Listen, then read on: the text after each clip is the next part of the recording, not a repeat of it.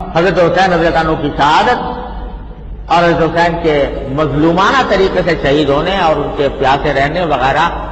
کے جو واقعات ہیں یہ ہماری تاریخ کا المیہ ہے، المناک واقعات ہے۔ لیکن شریعت نے کسی بھی واقعے پر ماتم کرنے کا اور اس طرح سوگ منانے کا کہ جس سے آدمی اپنے گریبان چاک کرے، اپنے سینہ پیٹے،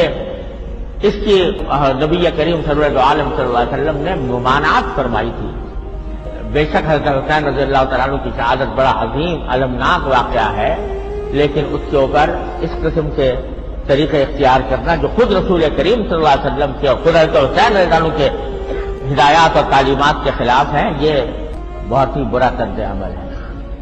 کچھ لوگ ہیں جو یہ کرتے ہیں، اس کو دین کا حصہ سمجھتے ہیں، اپنے دین کا حصہ انہوں نے سمجھا ہوا ہے، لیکن تو اہل سنت ہیں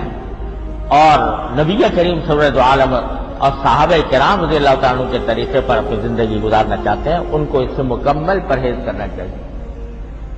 اور اس سے اپنے آپ کو دور رکھنا چاہیے۔